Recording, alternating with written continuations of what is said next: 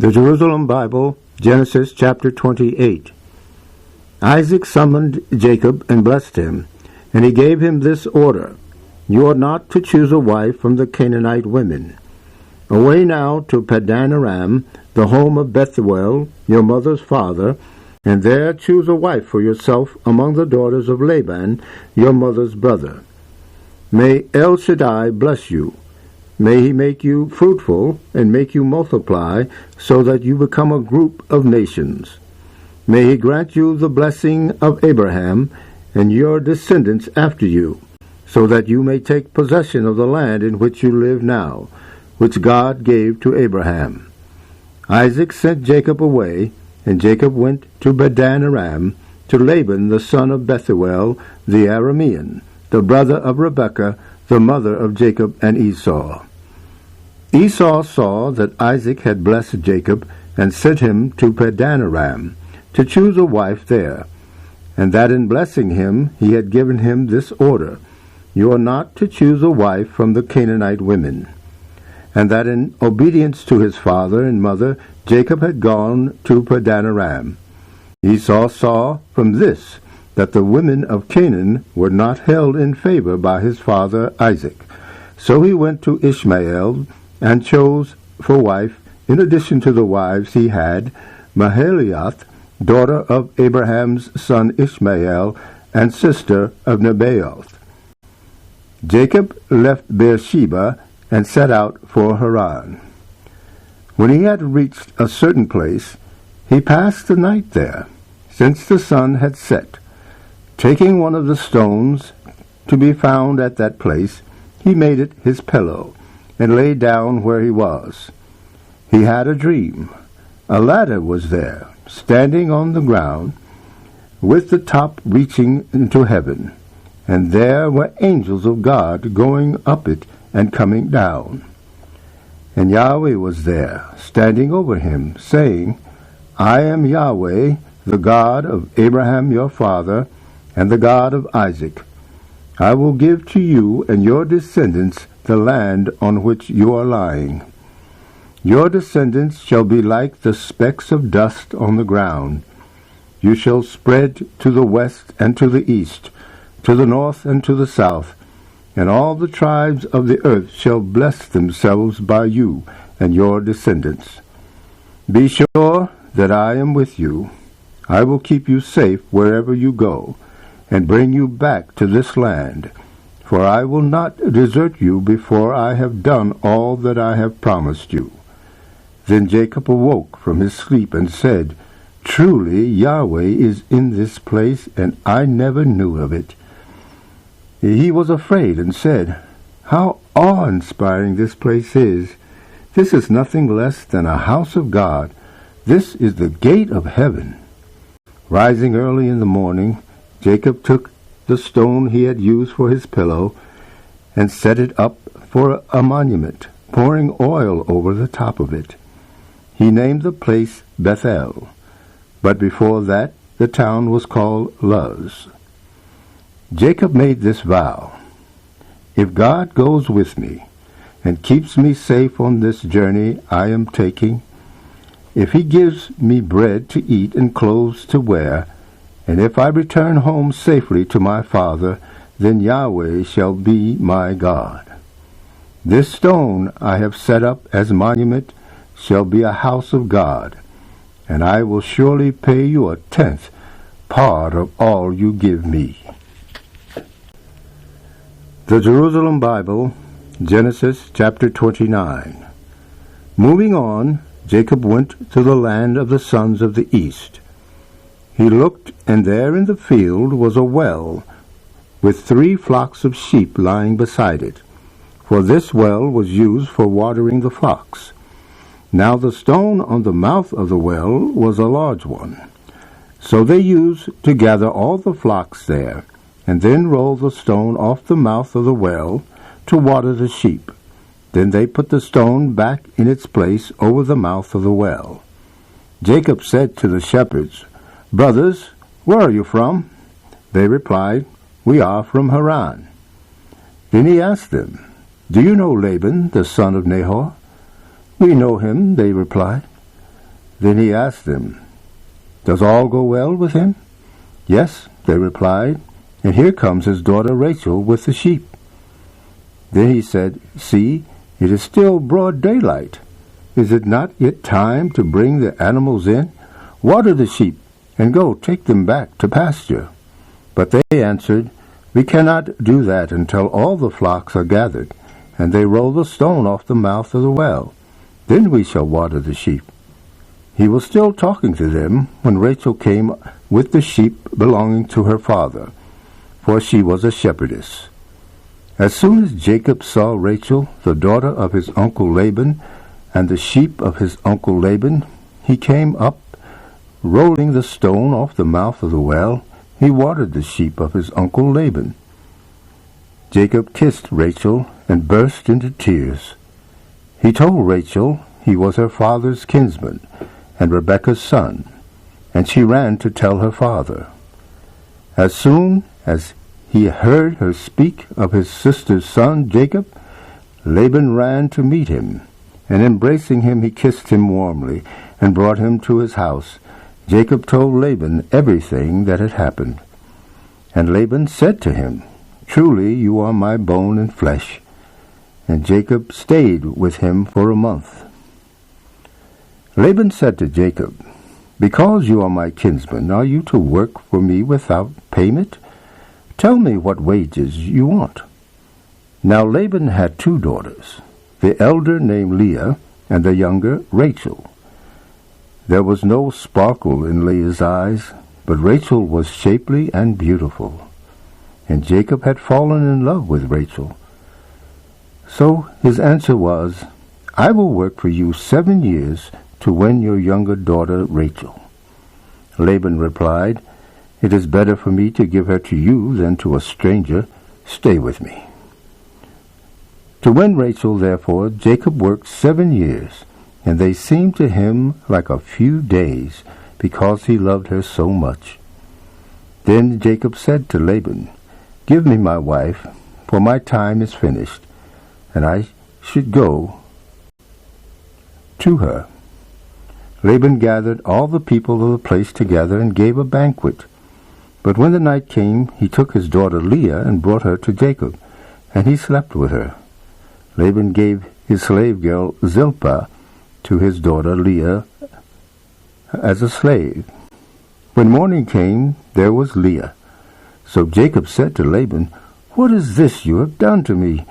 Did I not work for you to win Rachel? Why then have you tricked me?" Laban answered, "It is not the custom in our country to give the younger before the elder. Finish this marriage week, and I will give you the other one too in return for your working with me another 7 years." Jacob did this, and when the week was over, Laban gave his daughter Rachel as his wife. Laban gave his daughter Rachel his slave girl Bilhah as her slave. So Jacob slept with Rachel also, and he loved Rachel more than Leah. He worked with Laban another 7 years. Yahweh saw that Leah was neglected, so he opened her womb, while Rachel remained barren. Leah conceived and gave birth to a son whom she named Reuben, because she said, "Yahweh has seen my misery, now my husband will love me." Again she conceived and gave birth to a son, saying, "Yahweh has heard that I was neglected, so he has given me this one too," and she named him Simeon. Again she conceived and gave birth to a son, saying, "This time my husband will be united to me, for I have now bore 3 sons to him." Accordingly she named him Levi. Again she conceived and gave birth to a son, saying, "This time I will give glory to Yahweh." Accordingly she named him Judah. Then she had no more children. The Jerusalem Bible, Genesis chapter 30. Rachel, seeing that she herself gave Jacob no children, became jealous of her sister. She said to Jacob, "Give me children, or I shall die." This made Jacob angry with Rachel, and he retorted, "Am I in God's place? It is he who has refused you motherhood." So she said, "Here is my slave girl Bilhah. Sleep with her, so that she may give birth on my knees. Through her, then, I too shall have children." So she gave him her slave girl Bilhah as a wife. Jacob slept with her, and Bilhah conceived and gave birth to a son by Jacob. Then Rachel said, "God has done me justice. Yes, he has heard my prayer and given me a son." Accordingly she named him Dan. Again Rachel's slave girl Bilhah conceived and gave birth to a second son by Jacob. Then Rachel said, "I have fought God's fight with my sister, and I have won." So she named him Naphtali. Now Leah, seeing that she had no more children, took her slave girl Zilpah and gave her to Jacob as a wife. So Leah's slave girl Zilpah gave birth to a son by Jacob.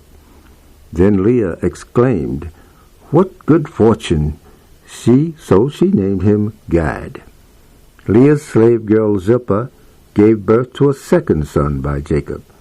Then Leah said, "What happiness! Women will call me happy." So she named him Asher. Going out, when they were harvesting the corn, Reuben found some mandrakes and brought them to his mother Leah. Rachel said to Leah, "Please give me some of your son's mandrakes." But Leah replied, "Is it not enough to have taken my husband, and that you should want to take my son's mandrakes too?" So Rachel said, "Very well, he shall sleep with you tonight in return for your son's mandrakes."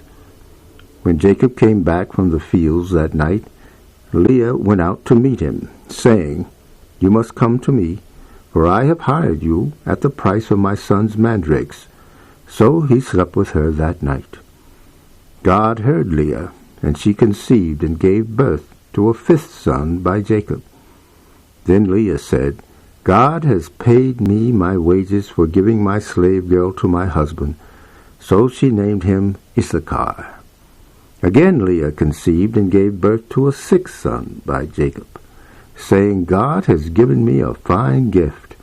Now my husband will honor me, for I have borne 6 children to him." So she named him Zebulun.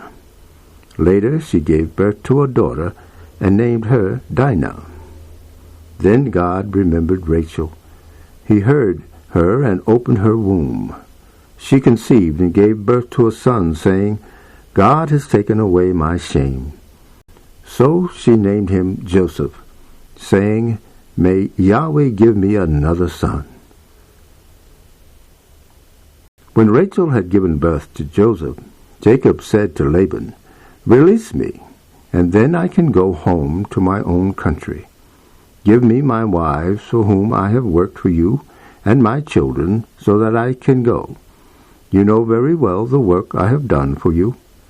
Laban said to him, "If I have won your friendship, I learned from the omens that Yahweh has blessed me on your account. So name your wages," he added, "and I will pay you." He answered him, "You know very well how hard I have worked for you, and how your stock has fared in my charge. The little you had before I came has increased enormously, and Yahweh has blessed you wherever I have been. But when I am to provide for my own house?" Laban said, "How much am I to pay you?" And Jacob replied, "You will not have to pay me anything. If you do for me as I propose, I will be your shepherd once more, and look after your flock. Today I will go through all your flock, take out of it every black animal among the sheep, and every speckled or spotted one among the goats. Such shall be my wages, and my honesty will answer for me later. When you come to check my wages, every goat I have that is not speckled or spotted, and every sheep that is not black, shall rank as stolen property in my possession." Laban replied, "Good, let it be as you say." That same day he took out the striped and speckled he-goats, and all the spotted and speckled she-goats, every one that had white on it, and all the black sheep. He handed them over to his sons, and put 3 days' journey between himself and Jacob. Jacob took care of the rest of Laban's flock. Jacob gathered branches in sap from poplar, almond, and plane trees, and peeled them in white strips, laying bare the white on the branches. He put the branches he had peeled in front of the animals, in the troughs, in the channels where the animals came to drink, and the animals mated when they came to drink. They mated, therefore, in front of the branches, and so produced striped, spotted, and speckled young. As for the sheep, Jacob put them apart, and he turned the animals toward whatever was striped or black in Laban's flock. Thus he built up droves of his own, which he did not put with Laban's flock. Moreover, whenever the sturdy animals mated, Jacob put the branches where the animals could see them, in the troughs, so that they would mate in front of the branches. But when the animals were feeble, he did not put them there. Thus Laban got the feeble, and Jacob the sturdy. And he grew extremely rich, and became the owner of large flocks, with men and women slaves, camels and donkeys. The Jerusalem Bible, Hosea, chapter 12:13 through 14:9. Jacob fled to the plains of Aram. Israel worked to win a wife. To win a wife he looked after sheep. But Yahweh brought Israel out of Egypt by a prophet, and a prophet looked after Israel. Ephraim was given bitter provocation, and Yahweh means to bring his bloodshed down on him. His Lord will repay him for his insults. Chapter 13. When Ephraim spoke, all trembled. So great was he in Israel. But through Baal he brought guilt on himself and perished. And now they add sin to sin. They smelt images from their silver, idols of their own manufacture, smith's work, all of it. Sacrifice to them, they say. Men blow kisses to calves. Therefore they will be like morning mist, like the dew that quickly disappears, like the chaff whirled from the threshing floor, like smoke escaping through the window. Yet I am Yahweh, your God, since the days in the land of Egypt. You know no God but me. There is no other Savior. I pastured you in the wilderness. In the land of drought I pastured them, and they were satisfied. Once satisfied, their hearts grew proud, and so they came to forget me. Very well, I will be a lion to them, a leopard lurking by the way. Like a bear robbed of her cubs, I will pounce on them and tear the flesh round their hearts. The dogs shall eat their flesh, the wild beasts tear them to pieces. I mean to destroy you, Israel. Who can come to your help?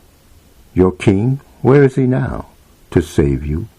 Where are your leaders to champion you? Those of whom you used to say, give me a king and leaders.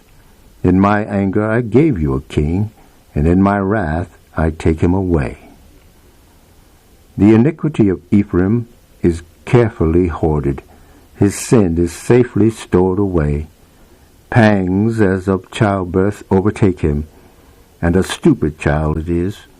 Its time is up, but it does not leave the womb.